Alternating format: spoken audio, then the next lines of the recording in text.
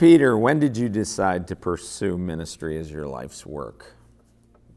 It's since 2018, isn't it?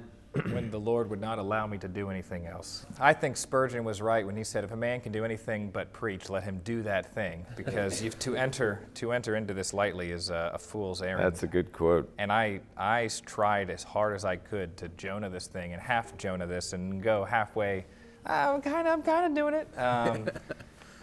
And I couldn't get away. I think the Lord was very clear. The image of shepherd and pastor was undeniable that he's put in my mind and in my heart. Without getting into all of the details or a long, boring story, I had I had a couple of moments, one of which was the gravesite of my grandfather, who was an Episcopal priest, and as we were putting him in the ground, I sort of had a very visceral... When did that happen? That was in 2018. 2018. Could have been 2019. I actually can't remember now. November of one of those years. Where was he buried? In Arlington. He was a retired Air Force chaplain. And so he'd spent his career in the church and in the military. And there was something about burying one of my spiritual fathers, and then having all of these other grown, former military men and women around me, sure, then looking to me for some kind of guidance, because I was apparently the most religiously qualified among them to say something. And it was, because you'd been going to church. And it was one of those moments where I felt like a 12-year-old, but I recognized everybody else was a 5-year-old. And all the 5-year-olds are looking to the 12-year-old saying, who's going to guide me? And I was like, what, me? And I was like, I don't know. Generally, it's this direction, but I don't really know much of it. Why are you, oh my gosh, okay, what do I do now? And that began a process of there's a few very binary choices I had to make. And it was presented, pretty starkly in my life. Do you want this or do you want this? And that wound me up in a place where I was saying yes to God. And seminary was one of those steps. Seminary, not just on my own, but with the session and the blessing and the presbytery actually accepting me as a candidate under care. So doing that together with the church has been already instrumental and formational for me. And the image of shepherd is one that I can't really get away from. When Jesus says to Peter, do you love me more than these? And Peter's like, of course you know I love you. He's like, well, feed my lambs. And he says, Peter, do you love me more than these? He's like, of course I love you. He's like, well, then tend my sheep.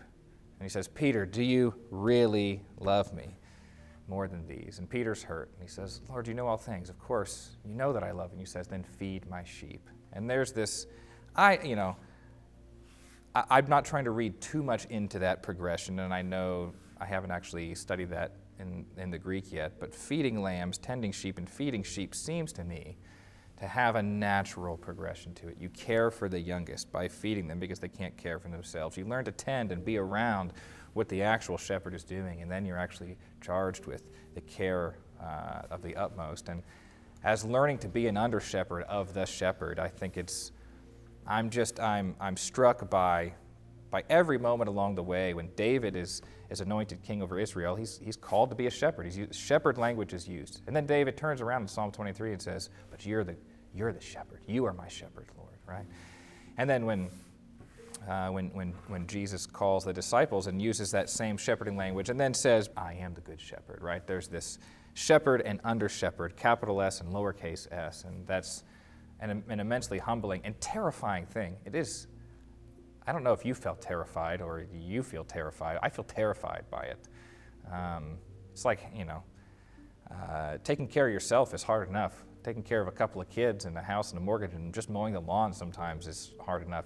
But the souls of other, maybe hundreds of people in a congregation, that's terrifying. And that's why you have a responsibility for. That's why I wanted to do anything but that thing. If I could manage to just be like, right, generally religiously qualified and serve the Lord in a very comfortable way, that would have been preferable.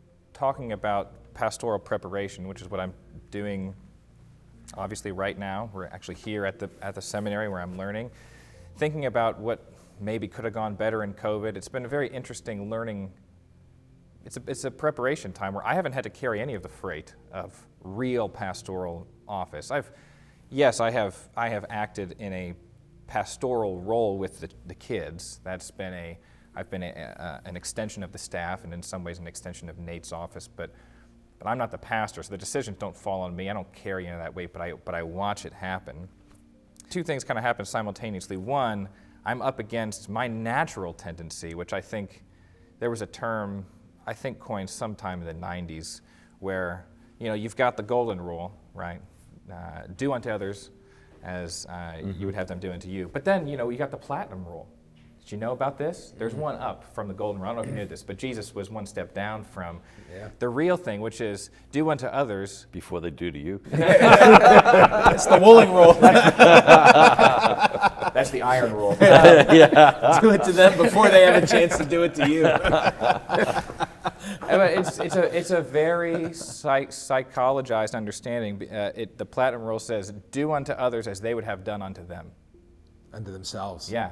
What do you want? Well, then I must do that to you. And I think generally, when things are in a healthy state, when things are in a stable state, that's a fine general tendency. But when you're first of all, because we are all Presbyterians, we believe in that depravity, when things are fallen, and then you guys are the best of the worst. That's right, we're the worst. And then when things are so unclear at the same time, nobody actually knows what's good for them, first of all. And second of all, there's a tendency, I think, to believe that I can actually be Jesus. So that's been very difficult for me because I have tended to want to, you want to not have church? Well, you should just sit on your couch and watch it there. And with the college students that I work with at Duquesne, inviting them out to a dinner at Beverly Heights, come at the end of the semester on your one day off, and we'll feed you right before finals. Oh, but I got to study. And it's like, well, if you want to study, you should just do that one thing. But when we're inviting them into the house of God, I need to learn how to stand tall, which is what I've actually appreciated about sort of the harder side of what we've learned during COVID. And I say, coming into the house of God means something. Mm-hmm. Eugene Peterson, you mentioned him earlier.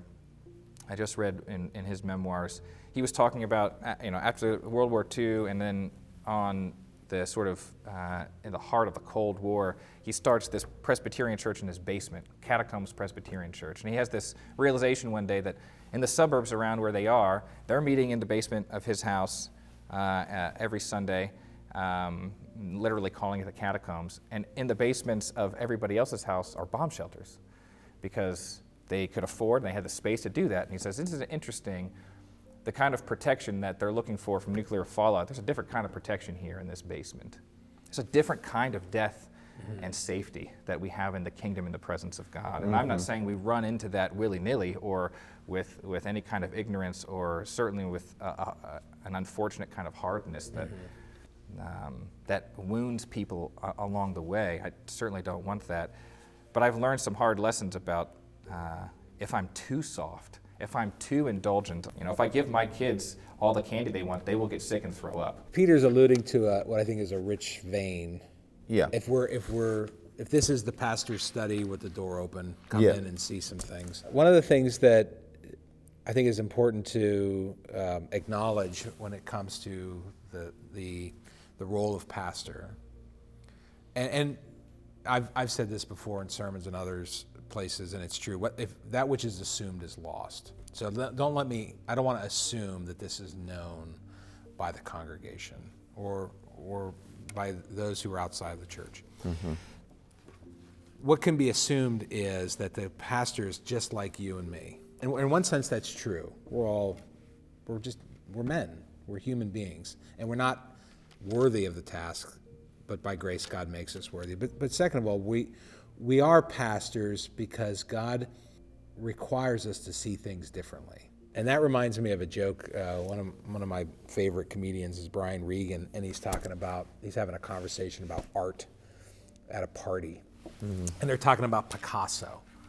And he doesn't understand Picasso because, you got two eyes on one side, and he's kind of complaining about how he doesn't get Picasso. And somebody says to him, well, that's just it, Brian. He sees things differently.